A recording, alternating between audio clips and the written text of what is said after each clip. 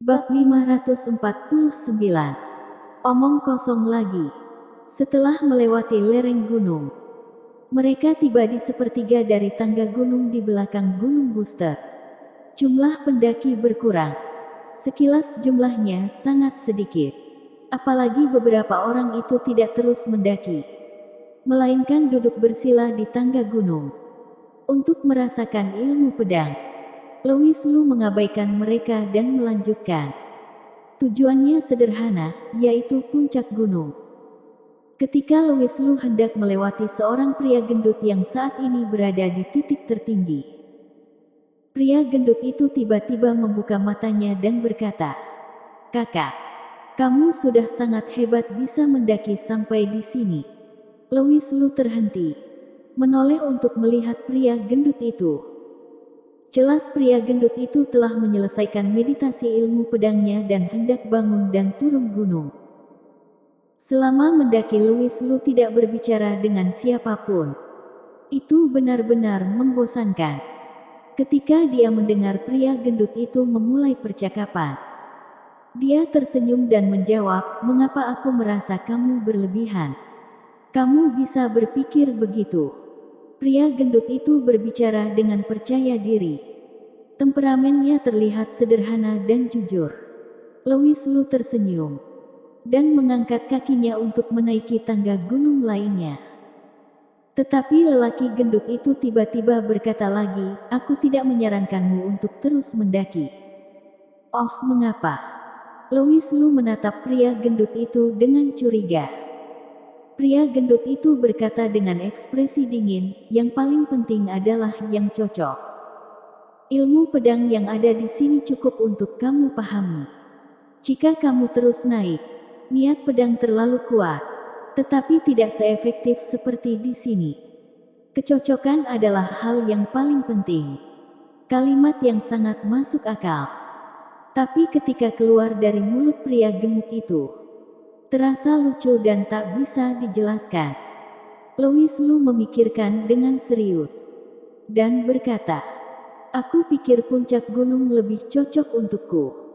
Pria gendut itu menatap Louis Lu dengan heran dan berkata, "Kamu seharusnya tidak berasal dari 3 sekte pedang besar, kan? Apakah kamu datang ke Gunung Booster melalui jimat pedang?" Pria gendut ini agak cakap. Dia bisa menebak bahwa dirinya adalah orang luar dengan mudah. Louis Lu tidak bisa menahan perasaan sedikit tertarik. Mengucapkan dengan hormat, "Geng Kuato, Louis Zhang." Geng Kuatu, Louis Zhang. Mengapa kedengarannya sangat aneh? Namun, pria gendut itu dapat dianggap sebagai orang yang sopan. Melihat Louis Lu berinisiatif untuk memperkenalkan diri, tidak peduli apakah itu benar atau tidak, dia menjawab dengan sopan, "Sekte Spirit Sword. Negi Liao. Kakak Negi. Mengapa kamu yakin kalau aku bukan anggota dari 3 sekte pedang besar?" Louis Lu bertanya dengan rasa ingin tahu. Sudut mulut pria gendut itu terangkat, dan dia memasang tampang yang tidak dapat dipahami dan berkata, "Aku memiliki mata seterang obor. Melihat temperamenmu, kamu tidak terlihat seperti murid dari 3 sekte pedang besar." Tentu saja, tidak mungkin baginya untuk memberitahu Louis Lu bahwa dari apa yang dikatakan Louis Lu barusan, setiap anggota dari 3 sekte pedang utama dapat mengetahui bahwa dia adalah orang luar yang datang ke sini berdasarkan jimat pedang. Kalimat yang mana? Tentu saja apa yang dikatakan Louis Lu. "Aku pikir puncak gunung lebih cocok untukku." Mereka yang berani mengatakan kata-kata seperti itu pasti tidak mengetahui Gunung Booster. Dan bahkan jika mereka mengatakannya, mereka akan diejek oleh semua orang. Ilahi pedang yang melayang di sekitar Gunung Booster cukup istimewa. Mulai dari 2/3 terakhir tangga gunung, semakin kuat ilahi pedang saat naik, hingga mencapai anak tangga terakhir tangga gunung. Tapi di puncak gunung, tidak ada ilahi pedang. Hanya patung putih polos kaisar pedang. Di puncak gunung, tidak bisa merasakan ilahi pedang sedikit pun. Jadi ketika Louis Lu berkata bahwa menurutnya puncak gunung lebih cocok untuknya, pria gendut itu menatapnya dengan tatapan aneh. Dan dia yakin kalau dia tidak tahu tentang Gunung Booster. Ini adalah metode identifikasi yang sangat sederhana. Tetapi pria gendut itu sengaja tidak mengatakannya. Tetapi mengatakan bahwa dia dapat melihatnya dari temperamen Louis Lu, yang membuatnya terlihat lebih menarik. Bagaimana bisa Louis Lu gagal melihat bahwa pria gendut itu berpura-pura dan tidak menunjukkannya? Dia berkata, apakah temperamenku berbeda dengan para murid 3 sekte pedang? Tentu saja berbeda.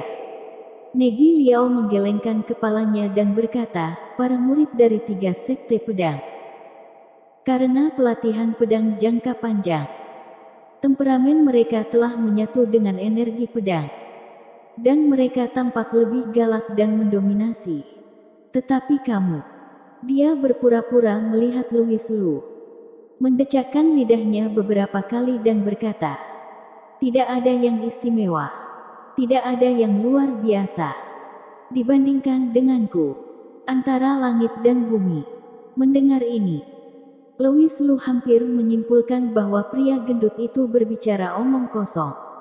Sambil menggelengkan kepalanya, dia berhenti berbicara dengan pria gendut itu. Tetapi lelaki gendut itu tampaknya telah memulai percakapan dan bergumam, Louis Zhang, dengarkan bujukanku. Hal yang ada di Gunung Booster sangat dalam. Dan ada banyak hal yang tidak dapat kamu pahami. Bagi kami murid sekte pedang tidak masalah. Kami bisa datang ke sini setiap hari untuk belajar. Tetapi kamu berbeda. Jimat pedangmu hanya dapat digunakan sekali. Satu-satunya kesempatan. Hargailah. Louis Zhang, apakah kamu mendengarkan nasihatku? Louis Lu terdiam. Benar-benar tidak boleh berbicara dengan pria gendut ini. Tidak menyangka dia akan berbicara lagi. Ya, mengapa terus berbicara? Louis Lu terus mendaki menuju puncak gunung. Pria gendut terus mengikuti dan berkata, Louis Zhang, kenapa kamu tidak mendengarkan saranku? Aku punya niat baik. Hei, jangan jala terlalu cepat. Aku belum selesai mengungkapkan wajah asli. Melihat Louis Lu mempercepat langkahnya mendaki gunung, pria gendut itu tiba-tiba mengungkapkan wujud aslinya. Tapi Louis Lu masih tetapan tampak dingin seperti sebelumnya.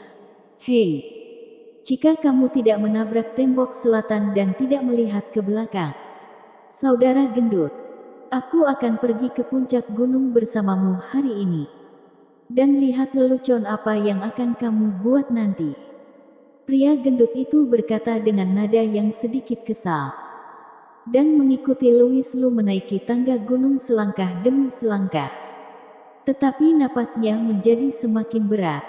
Dan dahinya dipenuhi butiran keringat. Ilahi pedang di sini telah membuatnya merasakan tekanan yang luar biasa. Melihat Louis Lu di atas lagi, mata kedelai kecil pria gendut itu menyusut tajam. Ketika melihat Louis Lu sedang berjalan di tanah datar seperti terbang, seolah mendaki Gunung Booster dan tampak mudah baginya. Baru pada saat itulah pria gendut itu sadar. Kebenaran pemuda bertopeng bernama Louis Zhang ini tidak sederhana. Bersambung.